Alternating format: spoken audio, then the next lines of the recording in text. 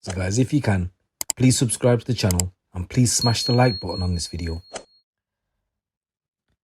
So guys, in this next news story, a 29-year-old man has been jailed for life after stabbing a rough sleeper in the neck. Egidijus Kotovas of Norway attacked Izet Mehmed, who was homeless at the time and sleeping in a doorway near Liverpool Street station. Kotovas was jailed for life after he was found guilty of attempted murder and 2 counts of possession of a bladed weapon. He was sentenced to life imprisonment with the minimum term of 14 years and 242 days. Kotovas will then be subject to license conditions for the rest of his life. At around 4 o'clock in the morning on August 24, 2022, Mr. Mehmed was sleeping on cardboard in a doorway in Bloomfield Street when Kotovas stabbed him in the neck. Mr. Mehmed stumbled from the scene of the crime, trying to find help, and was found by 2 police officers lying face down outside a cafe on Bishopsgate with serious injuries to his neck. The officers administered first aid before London Ambulance Service and London Air Ambulance arrived. Mr. Mehmed was then rushed to hospital with life-threatening injuries. During the police investigation, CCTV was found showing Kotovas wiping the blade of a knife on some cardboard before he fled the scene. Minutes after the assault, he returned to where the attack happened on his bike and then went on to cycle out of the city. Within 24 hours of the attack, officers arrested him when he was spotted at around 2 o'clock in the morning on August 25, 2022, once again at the scene of the crime on his bike, and was then seen cycling onto Bishopsgate. Kotovas was charged the following day. Detective Chief Inspector Jim Halkett of the City of London Police said, "This horrific incident kept me awake, as without doubt, had he not been caught, he would have gone on to attack more vulnerable victims. The quick apprehension of him within 24 hours is down to diligent and meticulous work by our officers. Through DNA profiling and an overwhelming amount of evidence, we were able to secure this conviction and put this highly dangerous individual behind bars. This was a savage and unprovoked attack on a vulnerable member of the public. I would also like to praise the quick response from our officers, who were first at the scene, who administered first aid, preventing this from being a murder investigation." The chairman of the City of London's Corporation Community and Children's Services Committee, Ruby, said, "This was a frightening attack on someone who was already vulnerable. However, I am pleased that the victim has made a full recovery and that the offender has been sentenced. We are absolutely committed to addressing the root causes of homelessness and supporting rough sleepers into safe, long-term accommodation."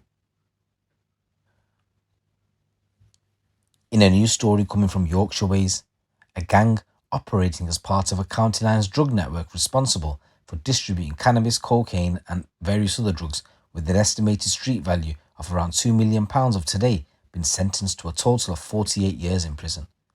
The gang operated between Bradford and Bridlington, flooding the streets with Class A and B drugs between the 5th of June 2021 and the 14th of October 2021. 8 of the gang were found guilty of their involvement and were sentenced at Hull Crown Court.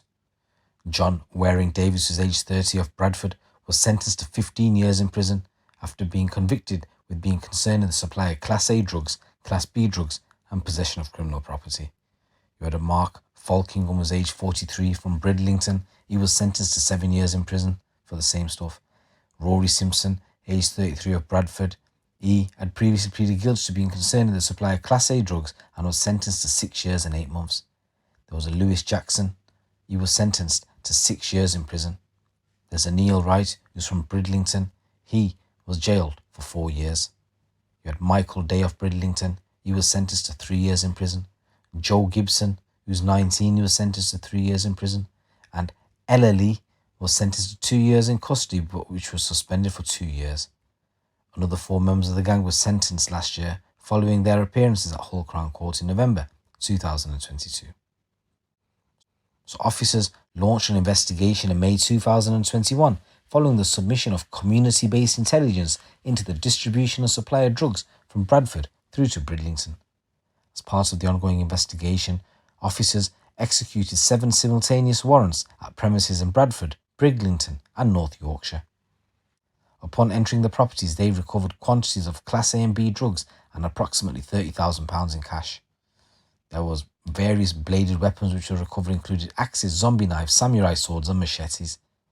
Various mobile phones linked to control and supply drugs, which were also seized.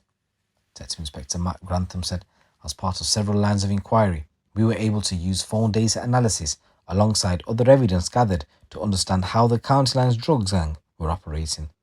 Officers were able to identify Waring Davis, Lee, Falkingham, Simpson, Day and Wright had been involved in the organisation, supply and distribution of cannabis and cocaine across the county line from Bradford through to Bridlington by examining the mobile phone devices recovered and from CCTV footage obtained through the investigation.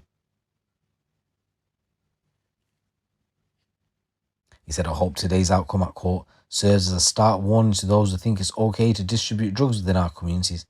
By stopping this gang's activities, we have prevented significant amount of drugs being sold on the streets of Bridlington and the associated crime and antisocial behaviour that goes with this kind of offending. And in a news story coming from Bradford Ways, a man has been locked up after a judge was shown CCTV footage of the then teenager chasing after someone with a machete. The early evening incident happened in June 2021 when Huram Iqbal was just 18 years old. There was footage which was shown during a hearing at Bradford Crown Court which showed Iqbal's unidentified target falling over a graveyard as he tried to run away. The man could be seen running across an area of wasteland as a brave member of the public tried to intervene to defuse the situation.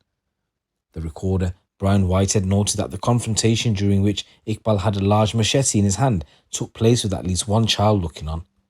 The prosecutor told the court it was clear from the footage that Iqbal was intent of causing serious harm and the person he was chasing was in a state of terror.